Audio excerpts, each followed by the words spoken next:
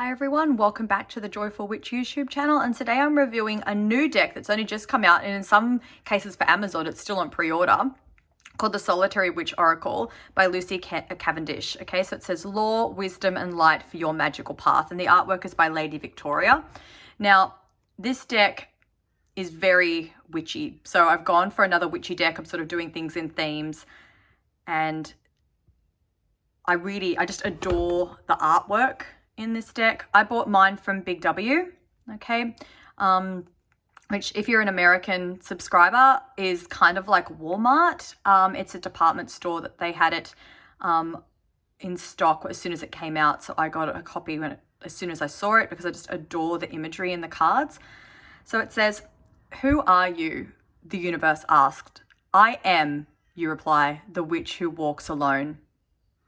Wherever there are humans, there are solitary witches, independent and mercenaries of magic who love others but adore the companionship of the free and wild even more. If you've ever yearned for a moon-kissed mystery, kinship with wildflowers, and ecstatic connections with nature and her cycles, you have felt a witch's wisdom stirring within.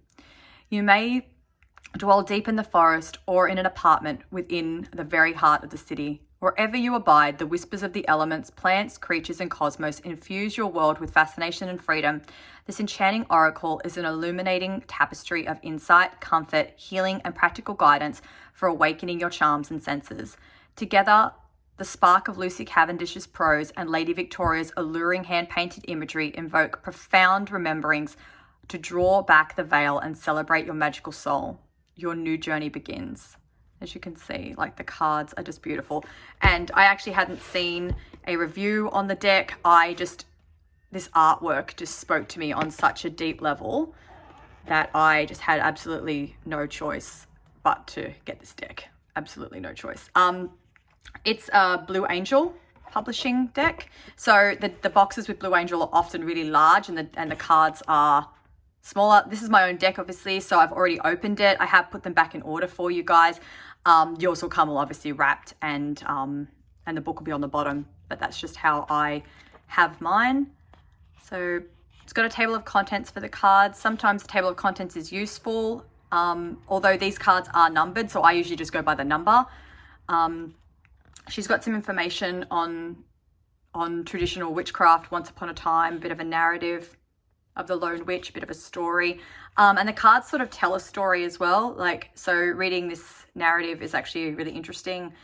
Beyond those who gather, it's talking about covens and connecting together, becoming the book of the wise. So it's got some really great solitary practitioner stuff at the front of it. I guess I'm a solitary practitioner in the sense that I don't have a coven.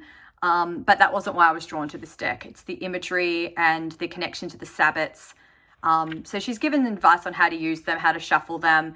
But, you know, I always recommend people doing things intuitively and just trusting your intuition of how you should use your own oracles.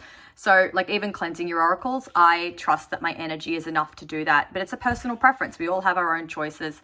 But she's given a lot of spells and crystals you can use when interacting with them. It's a really great deck for those who are learning the craft as well. So if you're learning the craft and you don't really know how to work with crystals or herbs, or even the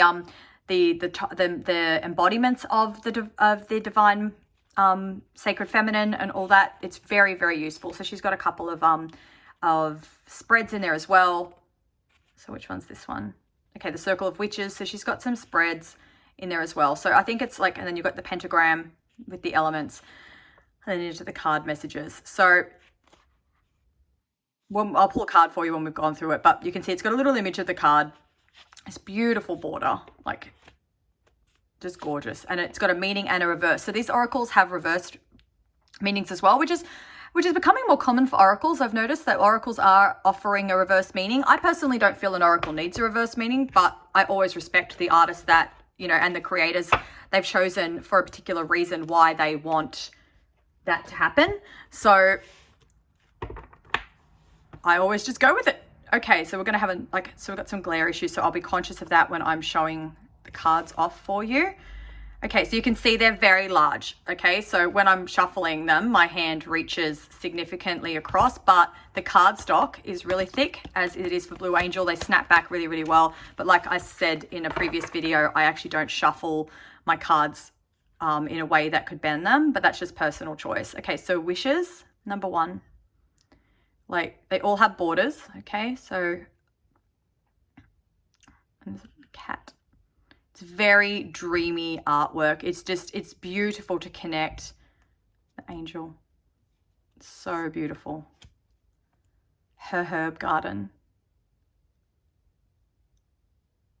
Like, it's gorgeous. Like, the imagery is just so, there's just these subtle hints, you know, there's the crescent moon, roses, you've got this Mary Magdalene energy, and a cat.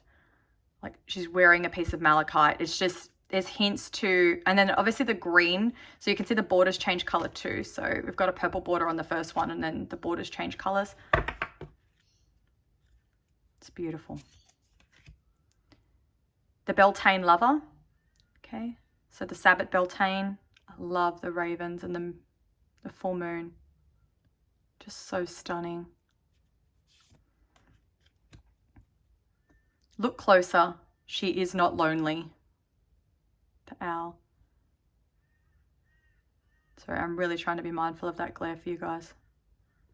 So sweet. The comforts of friendship. It's just beautiful. Sipping tea with a little magic ball there, crystal ball. Just enjoying each other's company.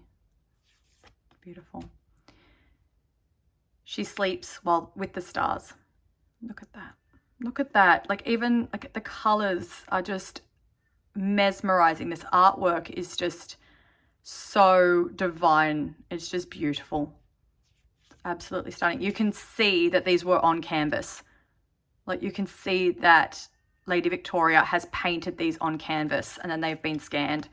Like, it's just so incredibly beautiful. The Dance of Water, number 7. Got the child witch here, beautiful. And the fish returning, the crescent moon. It's just incredibly beautiful. Looks like she's wearing an evil eye charm. Could be lapis. Beautiful. The healing tree of Litha. So stunning. Little lantern.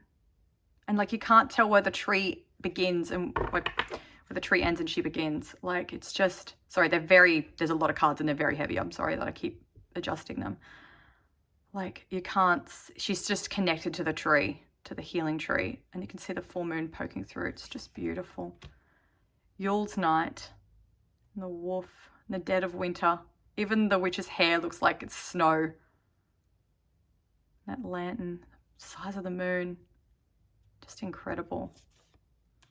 The Next Journey Beckons. I love this card. Look at that path, and look, it's the middle of the night and yet it looks so inviting. The cat, so stunning. The witch shows her daughter the moon. Now, as a mother, when I saw this card, like, my heart just melted. My daughter will often go, "Mummy, I love the moon." I'm like, I love the moon too. And just this idea of showing them the moon. You've got the owls watching over and the cat, the pumpkins. You get this idea that's kind of near Samhain, near autumn. Obviously, Samhain for us in the Southern Hemisphere is in May. It's May 1st, but these cards would be honoring the Northern Hemisphere, which is the as above, where the so below in the Southern Hemisphere. But, you know, it's so, the witch shows her daughter the moon. Her knowledge runs deep. Like, it's just, even the imagery of this idea that the tree's wisdom is sharing itself. Like, these, like, leaves, sorry, it's zooming in now. These leaves have come down from the trees and just attached themselves to her hair and her body. And it's like the wisdom of the tree is just sharing its energy with her. She just closes her eyes and absorbs it. Magic. The 13th Esbat. Look at that, a fox.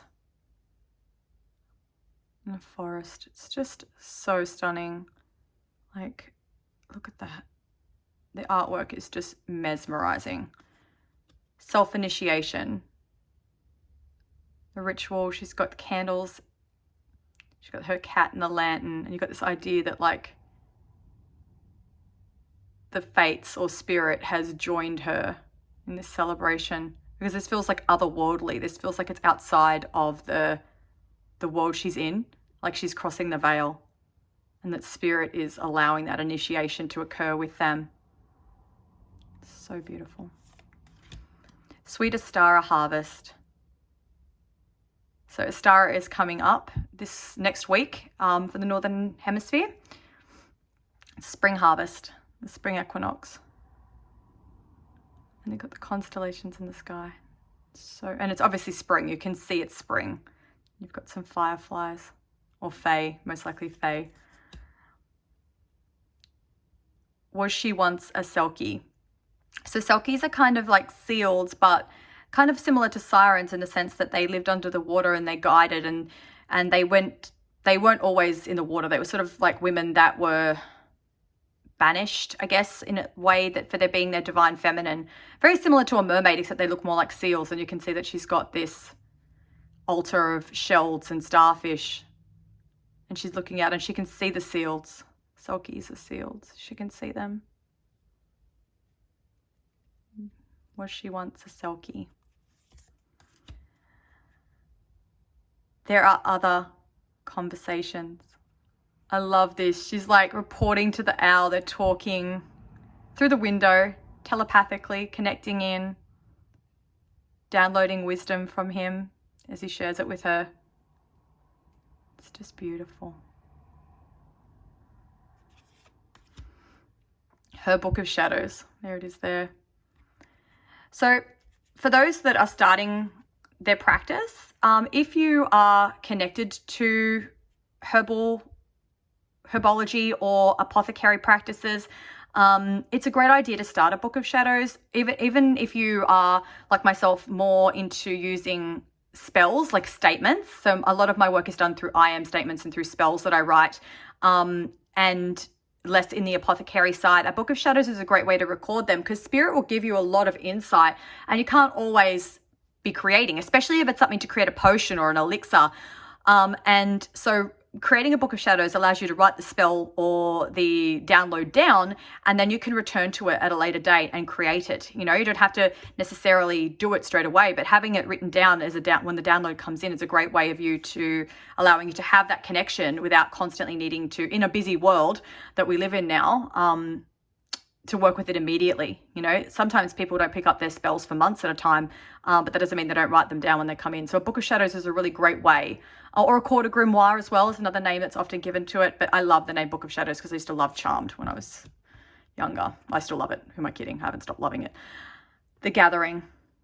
I love this. It's this idea that she's still a solitary practitioner, but she understands the importance of gathering with women. And this doesn't have to necessarily be a physical gathering. Obviously, they talk about this is a physical gathering in this card, but connecting with like-minded women, connecting with women who understand what you're going through, who understand what you're all about, and really just embodying that divine feminine connection.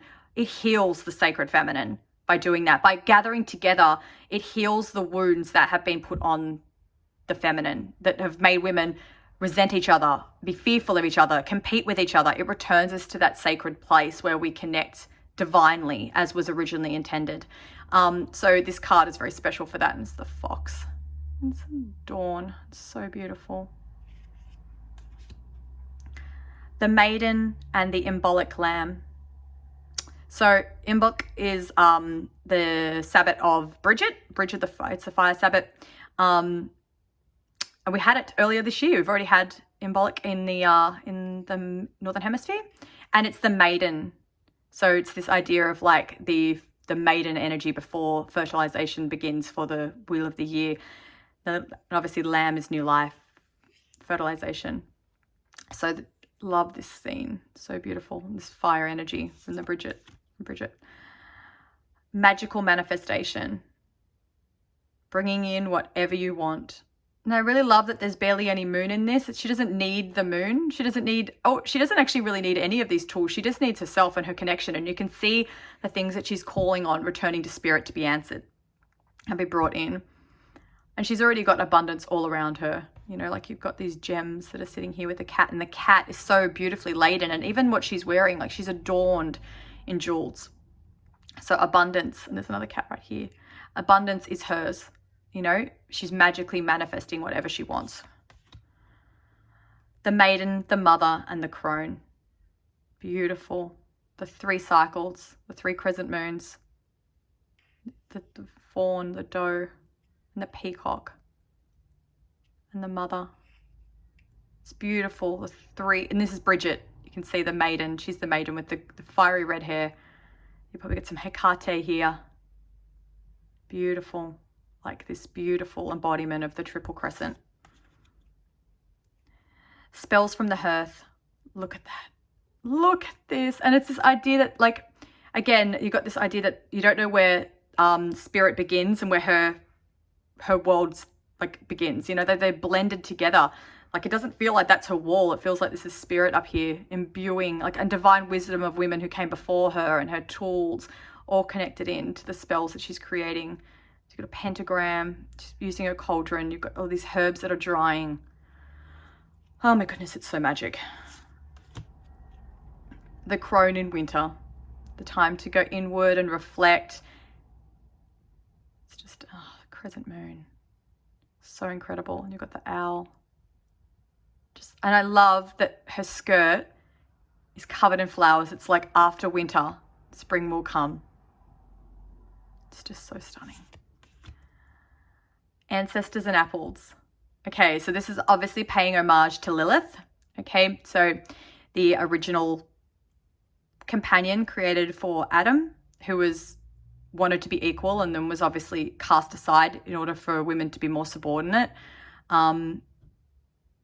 to disconnect them from their divine capabilities. And the apple obviously being this representation that Eve ate the apple and destroyed everything for everyone. So it's reconnecting you into the roots of our divine feminine and how women have always been equal, and will always be considered equal in the eyes of Source. And I just looked at my timer and it said 17:17, so Source agrees. Nearing Skyclad. So for those who don't know, Skyclad is a sacred practice where you would dance naked under the moonlight. Connecting with the elements on your skin. So obviously this card is referring to that, but you can connect in any way you like. You don't have to do the traditional practice of Skyclad, but it's a beautiful representation and like of just that the dress is barely touching her skin. You can feel all the elements, and she's being guided into the forest, into a safe place where she can connect in her own way without, you know, being disturbed. It's just an opportunity for her to connect deeply, but you can do that with obviously out going naked. But the Skyclad ritual is the idea of that. Spells of rose and cocoa. So the rose, the divine feminine. So beautiful. Love the cauldron. I wish I had a cauldron that size. Mine's a mini cauldron, but some of you have seen it in my practices and done sessions. Beautiful. The Samhain sending. Samhain, the Sabbat of connecting to our ancestors and those that have gone before us. And the veil is the thinnest on Samhain. So, or Beltane. So when it's Samhain here, it's Beltane in the Northern Hemisphere and vice versa. So Samhain is the thinnest day. The veil is the thinnest that day of the year and allows spirits to come in and connect. So our powers, our gifts, our magic is strongest that day. And it's obviously All Hallows Eve for those who recognize it as All Hallows Eve, or Halloween is the commercialized version of that. But yeah, Samhain is the name of the Sabbat. And you get this idea, this full moon and this energy coming in. And it's obviously represented by dark clouds, but it's not darkness. It's a connection with those that have come before in a way that we celebrate. And the pumpkin is a representation of Samhain. It's a symbol of that Sabbat. The releasement. Oh, this card, like very shadow worky. The leaves leaving the trees, you know, like autumn, and then floating away, or fall for the US. And the release of that, you know, we have to let go of the old so that we can grow new buds, you know, so it's very shadow worky kind of card. And that can feel cold, or that can feel alienating, but when spring comes and we see the growth that's come from letting go of things that no longer serve us, like it's worth every second. When fretful times come. So I love how she's in so much white. So even in fretful times, times that feel difficult, times when we mourn the loss of others, there's light all around us always to hold space for us in those moments. Beautiful. You can see the cards are all numbered. I haven't been saying the number, just the name, but they are numbered. The Company of Trees. This card, just amazing. Just sitting out with trees. It's actually the card, the imagery that I chose for the cover of the deck, for the guidebook and the box. The Company of Trees. It's so beautiful. And sometimes she changes. So mermaid energy in the water. Sometimes she changes. So it's that idea that your magic is always evolving. You can always be whatever you want to be. You can always call in that divine wisdom that's in your energy.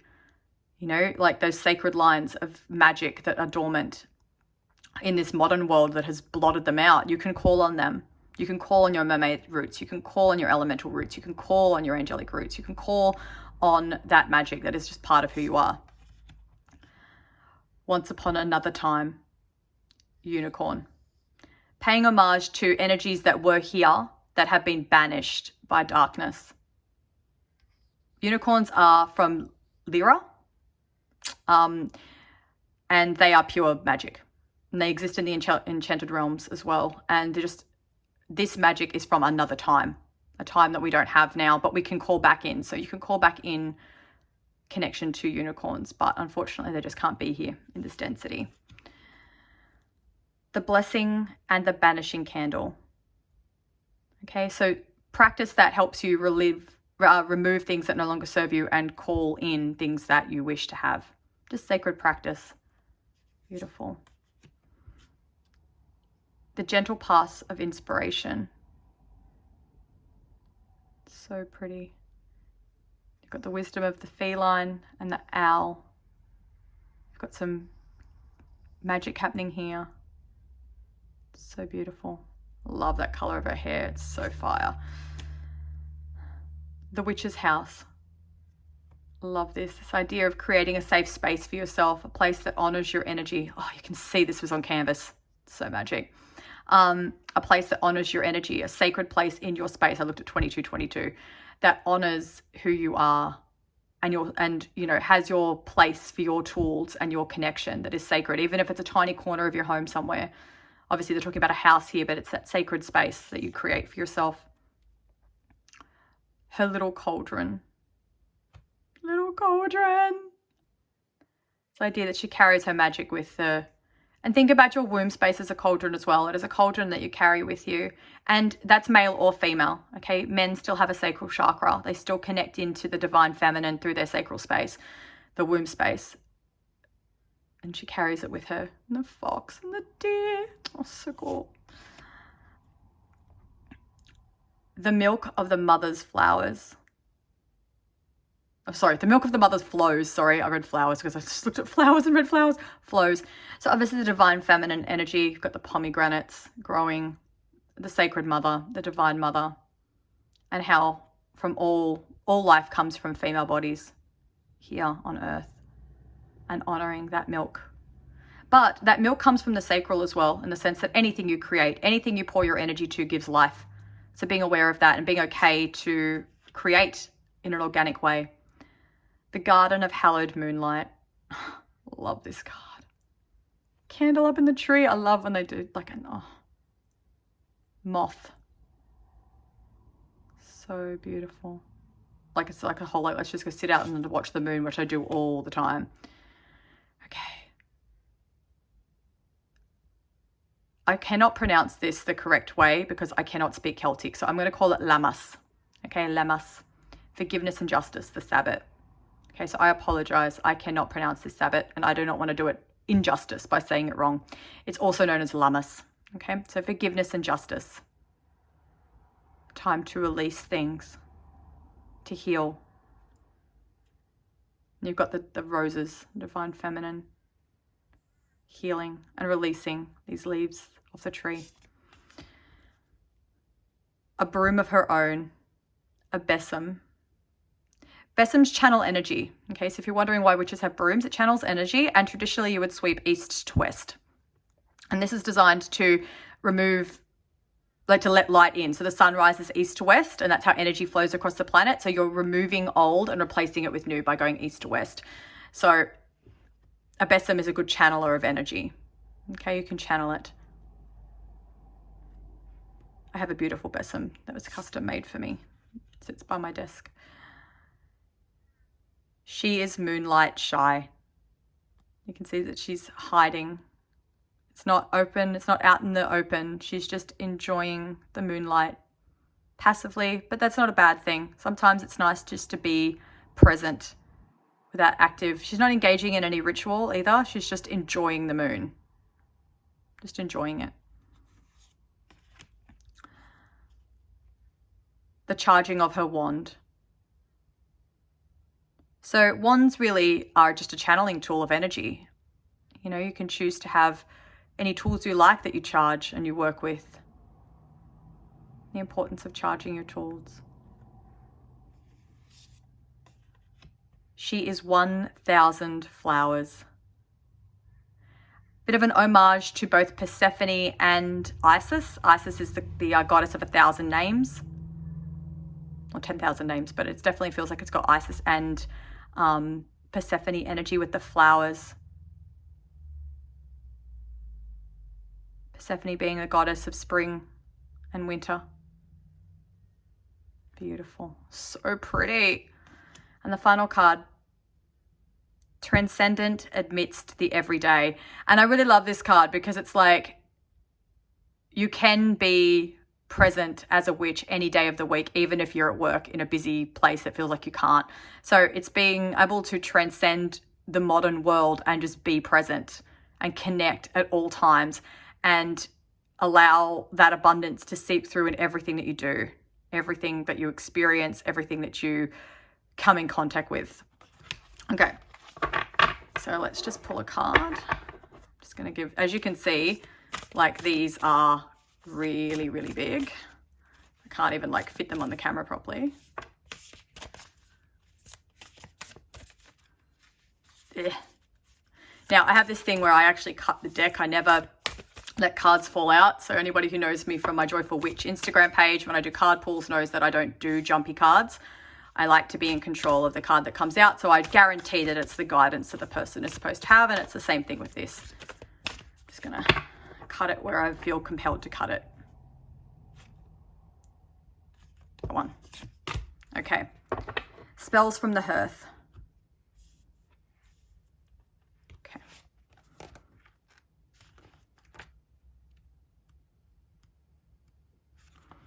Okay. So as you can see, it's quite large font. It's only usually 2 pages. Sometimes it goes slightly over. Spells from the hearth. When she casts with the warmth of the hearth place. The very center of her home and her magic at this time is the dance of flames warming her hands. They weave together the strands of change that will become her life or the lives of those she casts for. Hanging over the licking tongues of flame is the cauldron. Holding within a soup to heal hurt, to help mend bone, to quiet and unstill mind. The herbs dry above her. The cat sits at her feet, reaching out a paw to remind her to stay true to her focus when her mind shifts from its purpose. The long nights of winter are made warm in such ways, and she is prepared and satisfied and calm and at peace. You too need to find that magic, a place to warm your body and to still the mind, a place where fire is not foe but friend, where all feel safe and cared for, even when the world is cold and harsh. Create this for yourself in the gathering, drying, and storing of herbs, in the cooking of meals that nurture the soul, in the movement of your hands in a pattern of purpose for the healing of spirit. Find your own way to the hearth of your home, and if there is not one, create a space where you will be warm, at peace, uninterrupted, and completely immersed in the magic that awaits only your hands and your heart to bring it to life. And you have the gift of the sweetest forgetting of the hours. Meaning, contentedness, stillness, plenty, watched over by ancestors, creation of magic, a sacred place within your home, the pleasure of your own company, herbs, cauldrons, familiars, and warmth, a well-stocked witch's pantry, quiet, step by step, heartfelt practical magic, productiveness, reversed, feeling uncold and unmotivated, scattered and edgy, the need for warmth and light, firelight, candlelight, sunlight to warm and energize you, a sense of restlessness and an inability to concentrate, not planning ahead. Okay, so I really hope you guys liked this deck. I think it's absolutely stunning. I am so glad I could show it to you today. Like I said, I bought it from Big W, but I'm sure a lot of stores will start, like a lot of businesses will start stocking it once it's actually available for beyond pre-order. I just think Big W have just sort of worked out a thing with Blue Angel and Rockpool that they get decks a bit earlier. But I really hope that you enjoyed looking at it. As you can see, it's got the pentagram on the back, so I'll flip that over for you. And if you liked this video, please like and subscribe, and I will see you in the next video. Blessed be.